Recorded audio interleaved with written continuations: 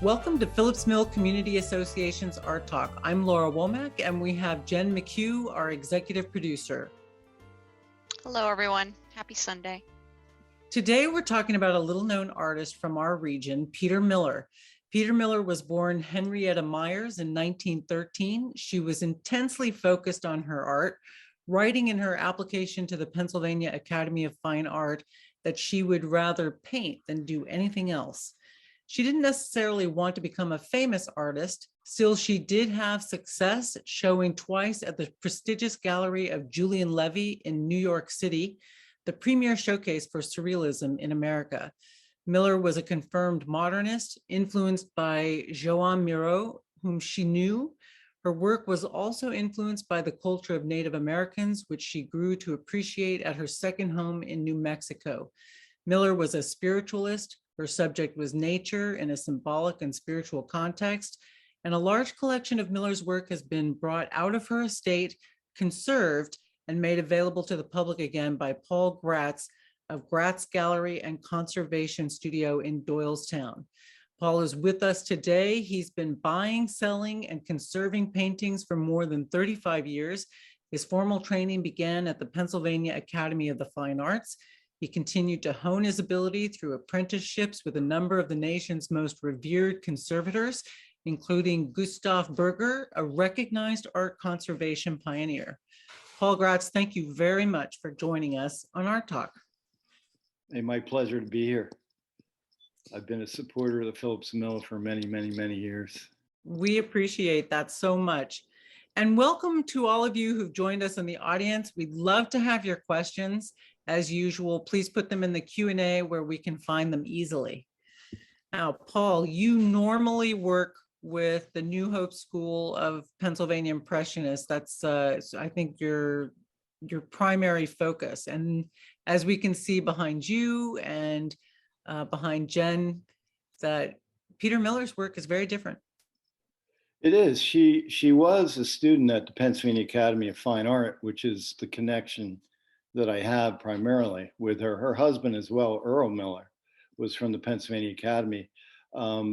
Looking at her work, you would never realize, but she was a student of Daniel Garber at the Pennsylvania Academy, but primarily a student of Arthur B. Carles, which at the time you could either go up the river, they said, to Garber, or you could be in the city with Arthur Carles, who was a modernist. But they both come from the same place in Philadelphia. Two great teachers, obviously. Two so what different. attracted, I'm sorry, go ahead, Paul. Two very different teachers. Yeah, absolutely. So what attracted you, Paul, to Peter Miller's work? Originally 30 years ago, I was told about Peter and Earl Miller by a conservator at Princeton where I worked. And I could not find any information at the time. This conservator retired and he had a painting by her because she went to his wedding. And I this started the whole thing. I did some research and I found out a friend of mine in New York had actually done a show for her. And I just was fascinated by the story and also the way that she painted is a unique style with a lot of scumbling and wiping of colors that give the painting a sort of luminosity that I haven't really seen in a lot of different artists. So that's what really drew me. And then the more I learned about her, the more fascinating it became. All right, well, let's take a look at some of her work, Jen. What's the first one we have up?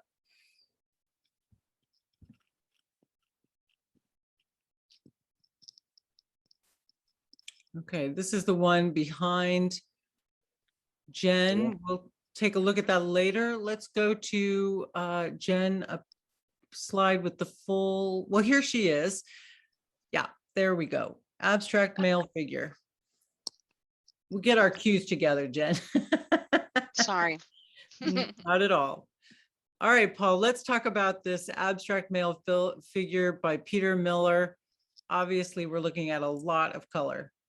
Yeah, and you can tell it has a lot of influences by a lot of different artists. You can see Picasso, Little Miro, Leger, a little Brock.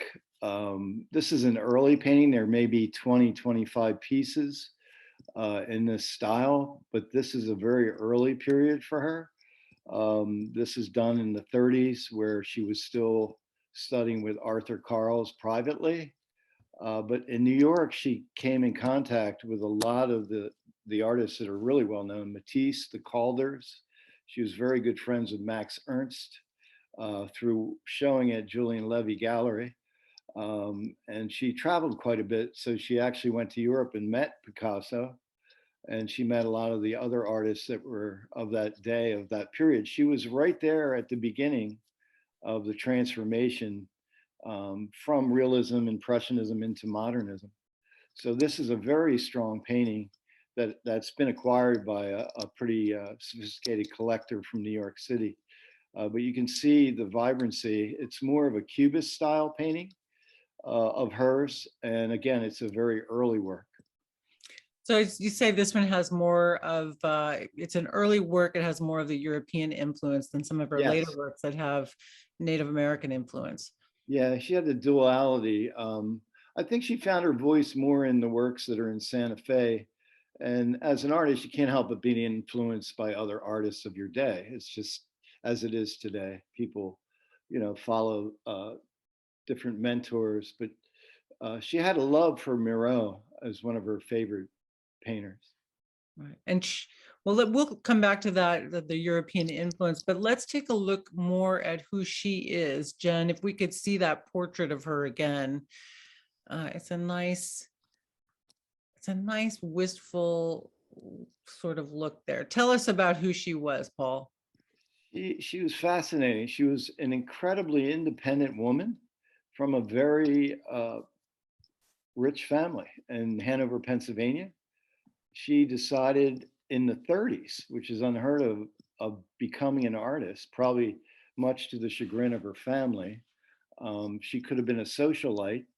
Her family did take her out west when she was a young girl, and it was back in that day. It was very popular to travel out west, and it was glamorized by N.C. Wyeth and a lot of the other artists. So there's a fascination with the West, and her family would travel there, and she fell in love with it. She was way ahead of her time. She was New Age before New Age. She lived with a woman named Edith Warner on the Rio Grande north of Santa Fe. And Edith Warner was a mystic that lived with an Indian named Tilana Montoyo Martinez, who was part of the San Ildefonso tribe. So she was able to go to these secret ceremonial dances on the Pueblo that most white people weren't allowed to see, and it really affected her work. But she lived with her for 2 months. Edith Warner had a tea house, and she served all the scientists that were building the atomic bomb back in the 40s.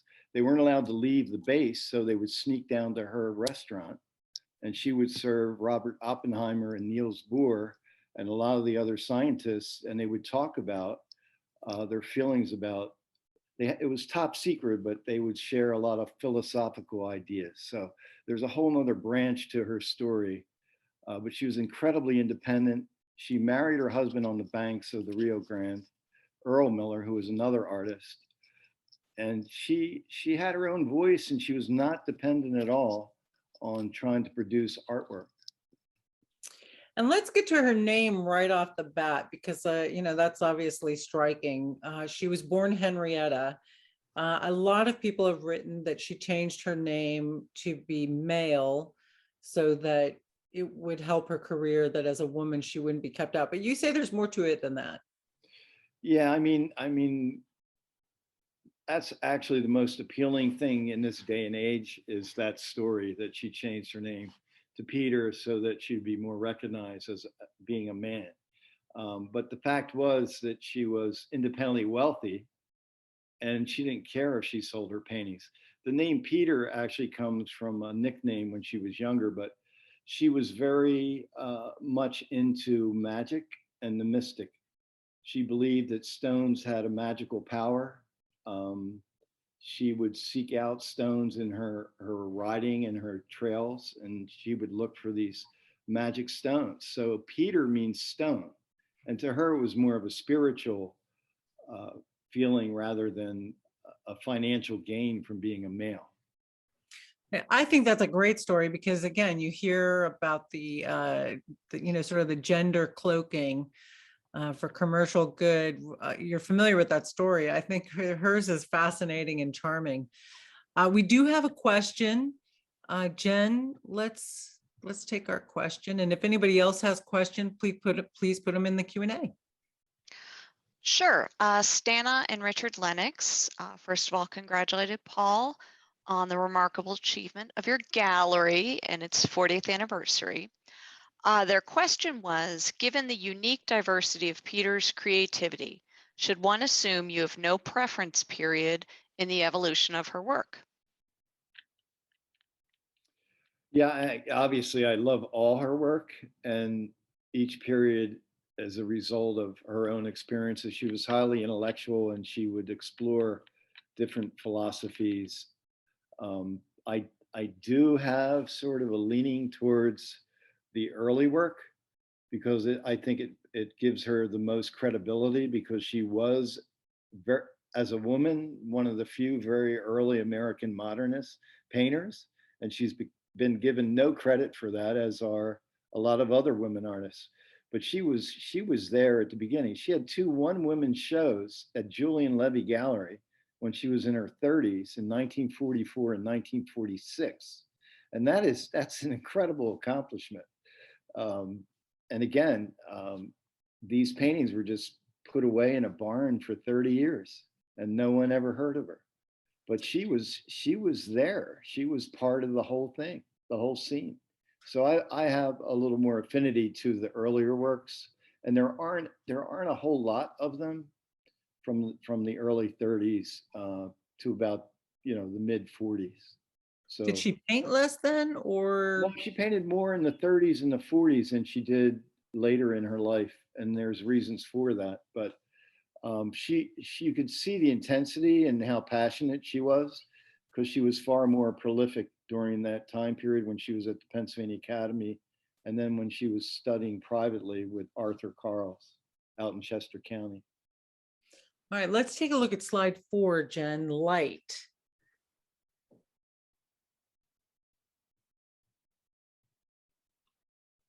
All right.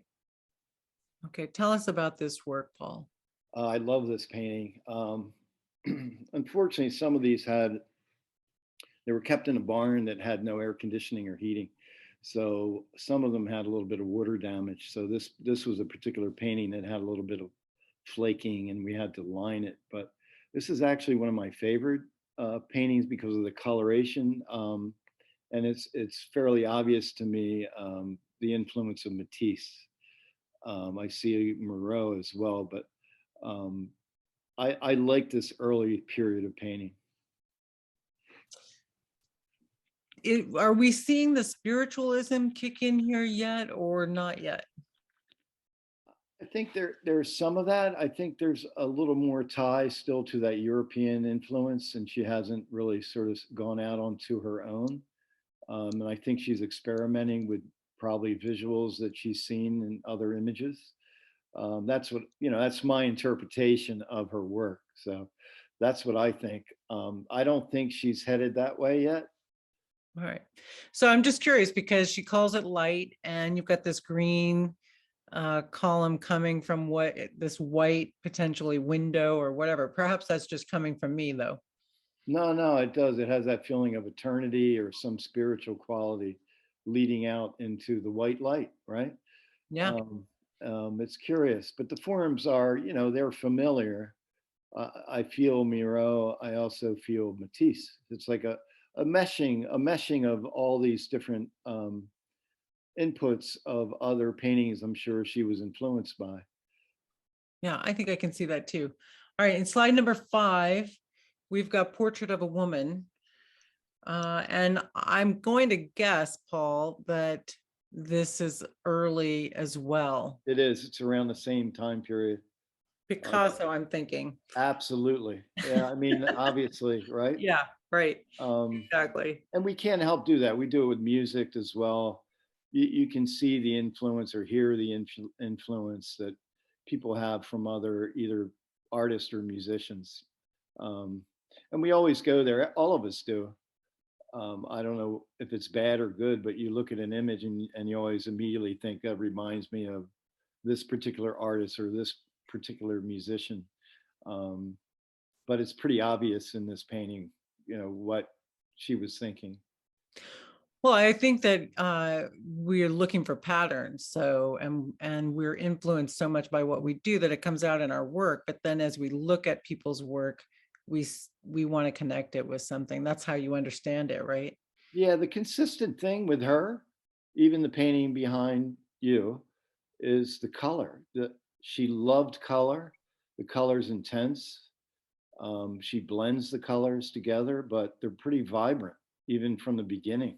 There is a series that are done more based on canyons and Santa Fe that have a little more of a muted palette. But the one thing most of the people say from seeing her work is how wonderful her color is. And that's from Arthur Carls, who was a colorist. So she used, you wrote a book on, well, you produced a book on her work, and you talk about she uses certain colors throughout her work, except again in those later works in the West. What Yeah, colors is she using? she used a broad spectrum, but what she does is she layers the colors. There can be a small little square inch area that might contain 8 different colors. And there's even more colors because the color on top of a color produces another color.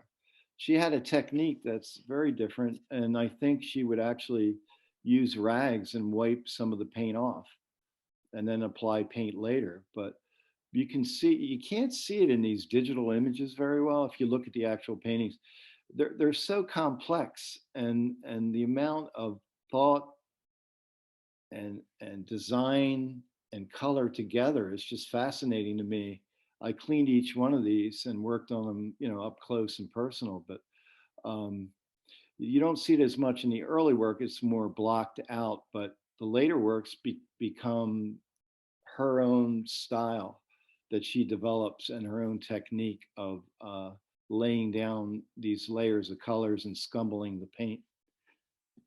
Well, let's talk a little bit about that. Jenna, we've got a question related to that. Yes, Jim Feld wants to know what medium. She painted mainly with oils, and her the fascinating thing with this collection, because she died in '96 and they were kept in a barn with really poor conditions. She went to the academy. She obviously paid attention to the techniques and materials. She has her own canvases that are hand primed. They're on really good stretchers. She would put down a prematura and then she would paint her paintings, on top of that. Sometimes she would texture the ground, but primarily she used oil paint. All right, Jen, let's take a look at number 6, Story of the Hunt. And I think this one is definitely from New Mexico. That I'm going to assume, Paul. I love this painting. I love this painting. So tell us about it. Well, first of all, what do you love about it? Why does it speak to you so much?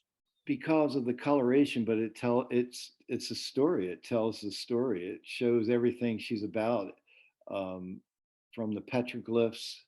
The snake was a Vanyu. It's part of this Indian tradition of the San Ildefonso tribe, where out in Santa Fe, water is extremely important out in the desert. And there are all these allusions to the hunt. What she learned from Edith Warner and Talana Montoya and from the tribe is about the honor of nature and how nature's intertwined, the power of a seed, the power of life, the circle of life of you kill the animal for your food, and all the different traditions, Kachina dolls and these sacred ceremonies that the Indian tribe would have. And there's that orb in the middle with the green background that has a very spiritual glow to it, which is like the energy of life that she actually recreates in a lot of her paintings. Even in one of the little figures, you can see that it has almost like a glowing soul in it. And that's, all compartmentalized. So there's this one painting, and there's like 9 other paintings within the painting. And you can't see it on the canvas, but she would use the back of the brush to outline some of the design. And then she has this incredible like cadmium red orange at the top, and then these layers in between. It epitomizes what she's about, and this really shows her unique style. You could relate it, I guess. I'm not that highly educated in all art history, but this speaks of total Peter Miller to me. So what period in her would you say this is for her? This is from the 1940s. Okay. Yeah, and again, she spent half her time in Santa Fe and half the time on a farm out in Chester County, not far from the Brandywine River Museum, which is where she gave her farm to the Brandywine River Museum. Very nice. And she also gave her New Mexico estate to the Pueblo, is that right? She gave it back to the Indians, and she was right. I went to her home, and you can see these beautiful plateaus. You can see why she loved being there, and the house backed up to the Rio Grande River. She could also ride horses down to Edith Warner's tea house at Ottawa. It's a bridge crossing. So she kept connected with her, and she could go to the various Indian tribes as well. But she was an environmentalist way before her time, and she gave the land back to the Indians. What a great life, and nice to share it back again. Jen, let's take a couple of questions that have come in. People keep them coming. We love to have your questions to share. Sure. Patrick and Mary Fowles asked if you could explain stumbling. Scumbling, yes. Scumbling. Stumbling is when I had too much to drink, and yeah. Yeah. Scumbling is a matter. It's sort of like a Rothko thing. You actually scumble the paint into other areas of the paint. It's sort of like a glazing that's done, and as it feathers out, it's lighter, so the color changes with the color that's underneath it. So it's about layering of colors, and you can do, if you do 3, 4, or 5 different colors, you end up actually with 10, 15 colors, because as it feathers out, the color's thinner and you see more of the color underneath it. So it's sort of a fascinating way of painting, but it's actually just sort of rubbing the colors together. That's scumbling.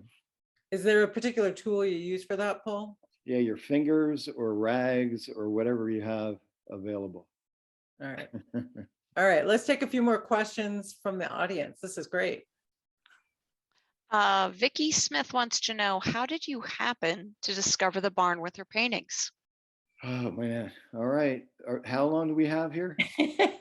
We'll take the short version, Paul. It's a great story though. Yeah, I found this painting through the conservator at Princeton, and I did the research. My friend Francis Nauman in New York City, who's the expert on Marcel Duchamp, who wrote the text, had done a show in 2018, and he did it with another, Mary Collar, who was a sculptor. They did a 2-woman show on 57th Street, and we had done a book and a show on Leon Kelly many years ago.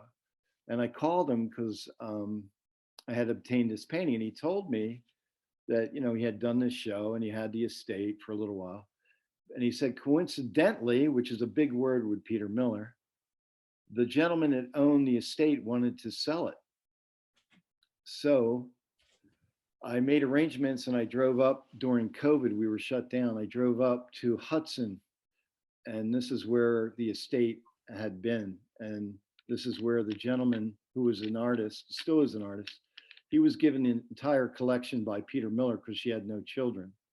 And he had put them away for 30 years, but he's an artist. He didn't have a lot of money. He couldn't afford a climate controlled storage unit because it costs $300 a month and over a period of time, it would be quite a bit of money. So unfortunately, he could only do what he could do, and that was to store them in his barn.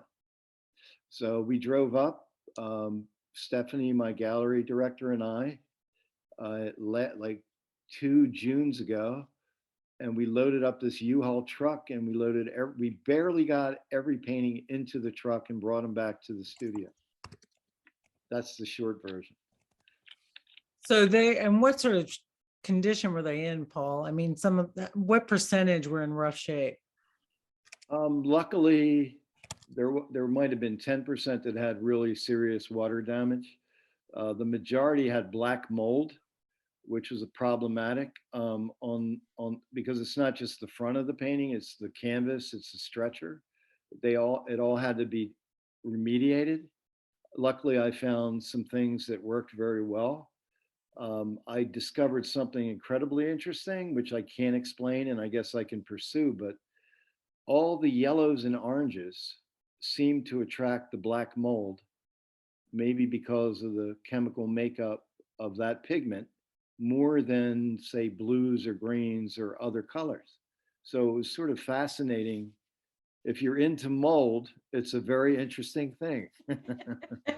Or chemistry. Yeah, so they all were dirty and grimy, and they all had to be framed. Besides that, we just finished framing for the show, and there's 220 paintings. So it's quite an endeavor. It took 2 years to conserve these paintings.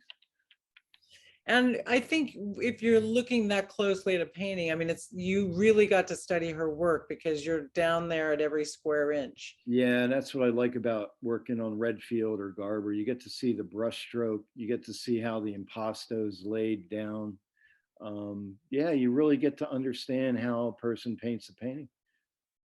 Now, I'd love to talk to you, Paul, sometime about looking at those details of the Garbers. But for right now, let's take a look at slide 7, The Alchemist's Dream, and then we'll get back to some questions. All right, here's the one that we started with, the one behind Jen. Tell us about this one.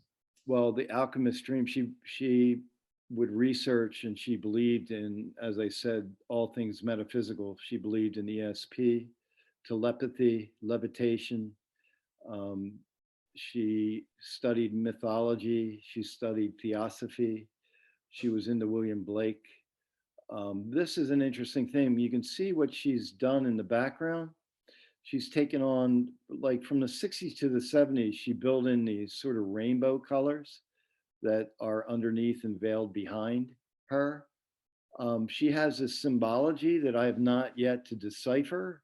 I did have a director or a curator from the Brandywine River Museum here, and there's a painting I have, not this particular one, but one from the Southwest that has a certain symbol, and she's brilliant. She looked up on her phone and found out that it was a Viking symbol that stood for eternity. So she has her own language that's kind of coded into these paintings. You can see the crescent moon and the sun, and obviously the pyramid or triangle. There's a whole bunch of symbology that I have not been able to decipher from her work, that I guess eventually I could do some searches and try to figure out what exactly she was trying to say. But she had her own language that she built into her images that represent, I think, pathways to a different reality. I think, Paul, that you and I talked about this before, that there was a big show at the Guggenheim about Hilma af Klint, who was also into theosophy and spiritualism and was an early abstract painter. At the Guggenheim, they're saying that she was the first abstract painter. Yeah. And yet she didn't want that shared. And so it's interesting to me. I mean, we have a very parallel story here. These two women who painted, and they have an orientation. Hilma af Klint was European, and obviously, so there's a difference there, but this interest and expression through their work as artists. Well, it's a universal connection. It's called the collective subconscious, that we're all connected um, through our spirituality as a race, as humans. Um, the book that we did, we tried to keep as academic as possible to give her more credibility. So we actually did not elaborate a lot more on her mystic beliefs and her magical beliefs and her spiritual beliefs, as much as more of the connection she had to the European modernist and her, academic credentials. And that was done purposely to give her credibility. All right, good. Let's go back to the questions from the audience. Okay, we have a common theme, and I know we discussed this in our pre-talk meeting. Did Peter Miller, is there any connection with Henriette Wyeth and Peter Hurd or Georgia O'Keeffe? It's a fascinating thing in my research, which I didn't touch upon a lot. She knew Georgia O'Keeffe. She did not care for her. She knew Hemingway, and she did not care for Hemingway. She was a very wealthy woman. She was connected to all walks of life, but movie stars, artists.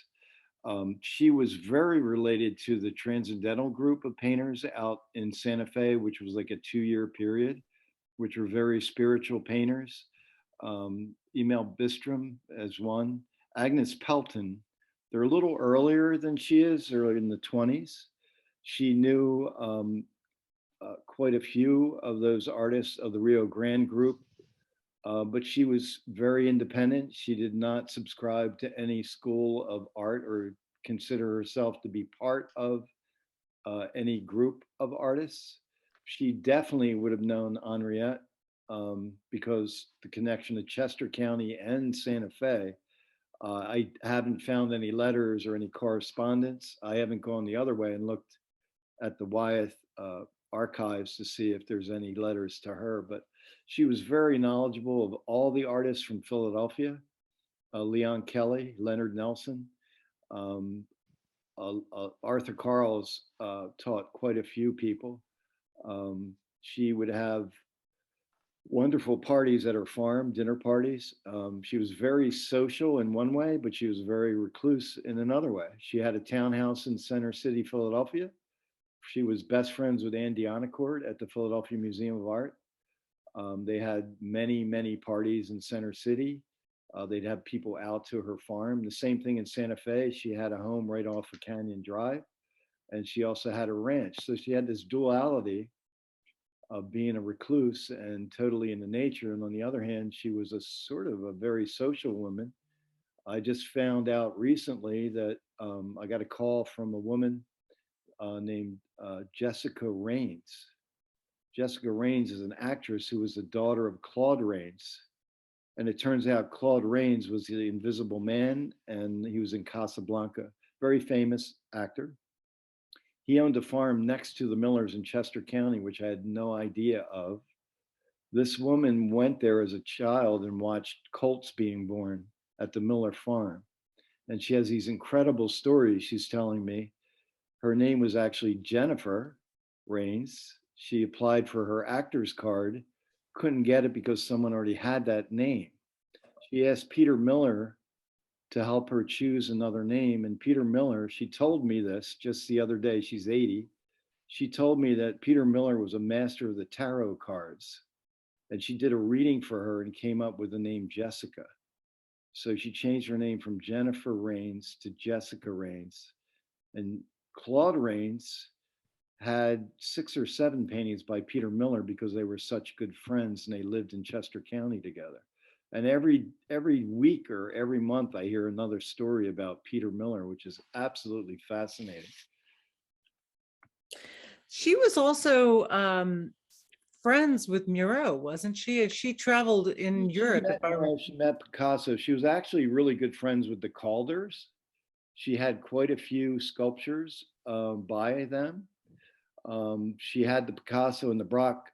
The story is she had this wonderful Miro that she lent to the Philadelphia Museum of Art. And as they were driving away, she was getting ready to go to Santa Fe. She went to Santa Fe. That night, her house had a fire. And luckily, she had given the painting to the museum and it didn't get burnt. But there were a lot of Calder sculptures that got damaged in the fire that she had in her farmhouse. She was an avid collector. I met people in Santa Fe that she bought some major artwork out there for her ranch. So not only was she an artist, but she was a patron to the Philadelphia Museum of Art and gave them quite an endowment and a lot of her paintings. So she was a philanthropist Yeah. in many ways, in addition to being an artist who didn't have to pound the pavement for sales. No, she had a wonderful life and she could paint whatever she wanted to paint just for her own pleasure. She said her favorite walk was the walk from her farmhouse to her studio. Nice. Let's see slide 8, please, Jen. 3 spirits. And I think this is one that you were referencing, Paul, with a different palette. Yeah, this is 3 spirits. There are 2 paintings like this. I think they're some of the most important works. I believe this was one of the paintings that exhibited at the Julien Levy Gallery in 1944. You can obviously see the influence of Arshile Gorky in this work. And again, she starts to use that technique of scumbling more than the previous painting that was influenced by Picasso. There you can start to see some of that luminescence by the hands and by the head on the bottom figure. She's becoming more, she's obviously influenced by Gorky, but it speaks a lot of Peter Miller herself. Well, you recognize the figures from her early work. And I think the color palette to me is fascinating because it has that Southwest look with the turquoise and the sand. It combines both worlds in one painting, the New York and Santa Fe together. And then those dark greens really ground it. And I think I don't know if that's a white dot, but I don't know, but the red sock and the dot of red on the left and the green, there are certain spaces that take you into the painting by placing these sort of dots in the image itself. That's a fascinating painting. I love this color and I love the figures. Jen, we have another question in the Q&A, and if anyone else has questions, please write them in. We'll get them in. Back to her colors, Jean wants to know, was she aware of Fern Coppage's palette, who also used strong colors? No, she predates Fern Coppage. So, I mean, Fern was a Fauvist who studied with Hugh Breckenridge, and Hugh Breckenridge might have been a instructor at the academy that she came in contact with. But actually, Fern Coppage is a continuation of Hugh Breckenridge, who is a fabulous painter from the Pennsylvania Academy. It's a very colorful Fauvist palette. I don't think there's any connection with her with Coppage, but I do think there could be a connection because she predates Coppage with Hugh Breckenridge, who's one of my favorite artists from the Pennsylvania Academy of Fine Art. All right. And let's see, Jen, what else do we have up? Let's do some of the later ones, if you've got them. And meanwhile, Paul, let's talk about your work producing the book. That is a big job. It's a really beautiful volume. Tell us about putting that together. Yeah, well, it was hard to find information about Peter Miller, very difficult. There's a wonderful book written out in New Mexico about Edith Warner, and a lot of the letters that were written in the book were letters written from Edith Warner to Peter Miller, which gives me some context. The research was difficult. I went to Los Alamos. They have a historical society. The people there were very helpful. I was able to obtain these wonderful images of Peter with Tilano Montoya, who's the Indian that lived with Edith Warner, who had the tea house, which they were her godparents were Edith Warner, who was a mystic from Pennsylvania who moved out to Santa Fe and ran this tea house, and Tilano Montoya, who was an elder at the San Ildefonso Pueblo. And they really influenced her, I think, spiritual development. So I researched that, and then I was able to find some wonderful information at the Philly Museum with letters from Peter to Julien Levy, personal letters, which are fascinating. There was also a letter about her name, and that's how I know about why she chose Peter, as she actually speaks about it. So it's not hearsay. I have actual documentation as to what she thought about changing her name. So we did all the research, but we were down to the wire. I had to clean the paintings, photograph them, and we had a show in Santa Fe that was coming up. So we worked with Francis Naumann and his assistant Dana Martin, who's fabulous, who designed the book for us. She worked with us together. Francis is an academic, and I thought having him write the text would be more credible because he's a major art historian. So he worked with us, she worked with us. My gallery director asked for permission from all the museums to obtain the images that we could relate to her work. It was quite an endeavor. The chronological back is really thorough. At the last minute, which again is the word coincidental, I was trying to reach family members for over a year and I couldn't. And the last minute, I heard from her grandniece. She had these unbelievable photos of her that we used. And it was, they just made it just in time. And putting it together was a huge project. And we're really proud of what we've done with it. So we made it, the book made it. They were shipped directly to the gallery from the printer. He actually had copies before we did here in Pennsylvania. So, and the show was such an success in Santa Fe that they're having a second show in June. Yeah, that's fabulous. It sounds like you've got enough there for a fascinating biography too, Paul, as your next project. Yeah, like I have nothing else to do. Right. Jen, you've got another painting for us, I believe. Yes, I do. Okay. Tell us about this, Paul. These are curious paintings. There's only maybe 12 of these or later works. They still combine a lot of the imagery from some of the earlier paintings, but they've been marginalized or put more in geometric form. You still see the layering of the colors in the background, and the symbols are still very strong, but they almost have, I hate to use this word, it's sort of like an op art type thing that she was doing later, where the paintings are more geometric, and they are very different. These are sort of from the early 60s, but they're still very much Peter Miller. And they're consistent with her body of work.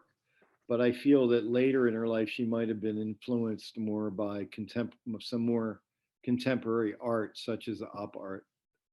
She was So, Paul, very knowledgeable about color theory that you can see in the work that she has. how are you able to date these? Because she didn't sign or date her works. She did sign on the back, and there are the reason I know the dates are that there were some that actually are dated. So that gave me a little leadway and a clue to when these paintings are painted. And there are several that have been exhibited. One is behind me. The painting behind me is actually exhibited at the National Academy of Design. And there's a label on the back with the date. So All right. There's a method to the madness, but we actually were very careful about where I mean, they're not, the ones that aren't dated, we put circa 19, could be 1931, could be 1935, but they're from the 30s. So we did generalize in a decade. So by style. So we talked a little bit about how much conservation they needed. Let's take a look at some of the images that we have of your conservation work. It's not of Peter Miller's paintings, but it can give people an idea of how intense that job can be. And I'm going to take a question while Jen pulls that up. Dennis Riley, our own Dennis Riley, who's a content producer on the show, asks, do you see a difference in reactions between people who are seeing her works here in Bucks County and in Pennsylvania versus people who were attending the show in Santa Fe? It's a great question, and it's fascinating. It's educational to me. I've learned a lot. I have clients in New York that have houses here that have gone out to Santa Fe and bought the paintings and brought them back to New York City and back to Pennsylvania because they love going and traveling to Santa Fe. And it's a fascinating thing. It's the feeling's the same from the people that buy her paintings, whether it's Santa Fe or here. But I'm fascinated that they can buy the paintings here, but they like to travel out to Santa Fe and discover art. So it's a mecca of art that it's sort of mind-boggling. And then they have it shipped back to New York or Pennsylvania. It's absolutely fascinating to me. It really is. Somebody told me Santa Fe has the greatest density of art galleries in the United States. 250 galleries. A lot of them are sort of decorative Western art, which you would expect. A lot of them have some really nice contemporary art. There may be 8 galleries that have more of the traditional, acknowledged academic modern painters. But there were quite a few schools. The Tewa School, John Sloan was there very early, and Robert Henry. Again, the West was glorified back in the day. John Marin, Arthur Dove, George O'Keeffe. A lot of the modernists gravitated. There's a spiritual center there. It just has a feeling sort of similar to Woodstock and the Catskills. It's a very spiritual area. And there are places, Edith Warner said this, there are places on the earth where you're closer to the powers that are. And Santa Fe and Catskills are definitely 2 of those places. Woodstock. Beautiful. Yeah, they're beautiful. Okay, Jen, let's take a few questions and then let's take a look at some more slides. Sure. Jim Feld had commented on that it looks like there's lots of Egyptian or Aztec or Mayan influences on her work. Yeah, the Tewa Indians are very early primitive, and that's where you get that effect. She was fascinated by history, and she would hike and go into the canyons and the caves, and a lot of her work is from the petroglyphs. And there are a lot of the works that were shown at Julien Levy Gallery as well. So she had influences. She was very intellectual. She read all the time. So she would go through different phases. She did have sort of this Egyptian period that are very obvious. And again, she has her own sort of secret hieroglyphics of her own that she uses these symbols in. But you can obviously see that there aren't a lot of those paintings though. The Egyptian period, I can only say there might be 8, maybe 9 paintings. So it might have been something she was researching. There's a whole nother series of these ancient tools.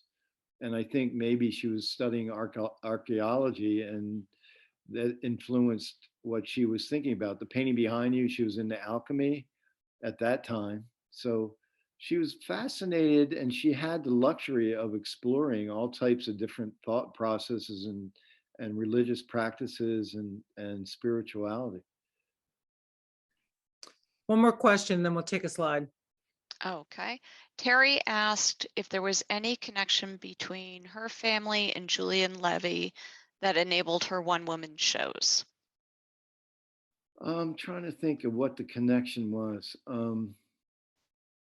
I know that Leon Kelly was married to one of Earl Horder's wives, and they knew the Vanderbilts, so there was some kind of connection, a Philly connection to the Vanderbilts that had influence in Julien, getting into Julien Levy. Leon Kelly was sort of Julien Levy's, one of his favorite painters. He was a very surrealist artist from Philadelphia that most people never heard of. And she was good friends with Leon Kelly. So there might have been that connection that Kelly helped her get into the Julien Levy Gallery. There is no mistaking that her pedigree and her financial background surely didn't hurt her getting a show at the Julien Levy Gallery. So there is that connection. Sure. All right, let's take a look, Jen, at the conservation. We'll do a quick flip through, Paul, to see the kinds of things you have to do to a painting to recover it. Yeah, this is an Albert Vaness Green. He was a student of Daniel Garber, he lived in Chester County. Daniel Garber taught landscape painting out at Chester Springs for over 30 years in the summer. And A.V. Green, Albert Vaness Green, was one of his students, but I think he helped him set up some of the classes there. But the painting on the left is Raking Light. This painting has had water damage. It's cupping rather badly. This painting was moisture treated and placed on a hot table under a vacuum.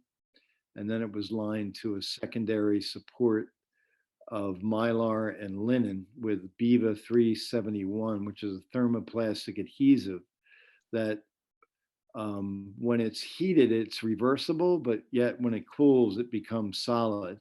The old way of lining paintings was using a wax resin with beeswax and a chemical resin mixed together, which was a messy process. It could also sometimes change the color of the painting.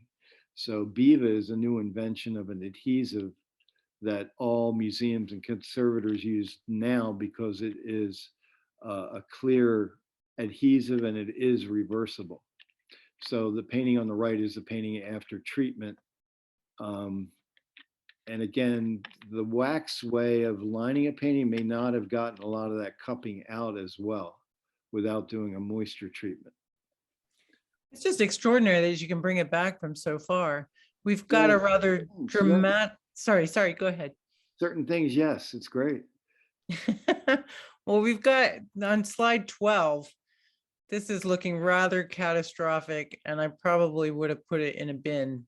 So yeah, what you see here, it's a combination of things. It actually looks worse than it is.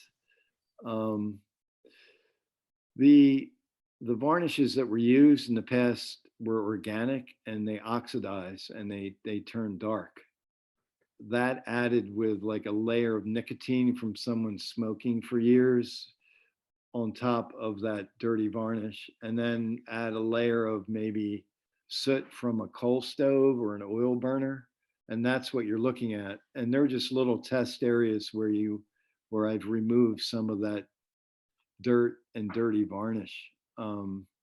So there you're looking at actually 3 different layers of grime and dirt and dirty varnish. So it can be pretty dramatic. The paintings that I worked on with Peter were very stable, but mainly it was black mold and some white mold that had attacked the paint layer. all right, and then 13, Jen.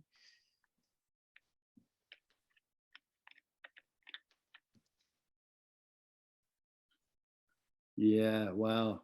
Yeah, I remember this painting. This was in a fire, and that can be really problematic. If you're lucky enough, it only affects the varnish layer. And I think with this particular painting, we were fortunate enough that it was only the varnish layer. It got mottled from the heat, when it affects the paint layer, there's not a lot you can do about it. Pretty dramatic. You can see the pulling of the varnish from the heat itself. But this painting had been in an actual fire. Yeah, very difficult painting to work on. Did it come back to life? It did. It did. Yeah, there was some damage like prior to the cleaning. It had been worked on before, and that's always problematic when you work on things that have already been worked on previously. So a lot of times the old paint would oxidize. There's some black area to the left of the sitter that it's old in paint that oxidized. So you can try to get it off, and sometimes you can do more damage. So you can leave it and try to in paint that, sort of glaze it over to match what's there. Well, it looks like it's beautiful in the end. It came out really well. Yeah. Yeah. Paul Gratz, I really appreciate you coming to talk about Peter Miller. I love it. You should come. Anybody's welcome to come and visit, take a look, and I'll talk all day and tell you all you never wanted to know. I want to hear more of those stories about her life. They're fascinating.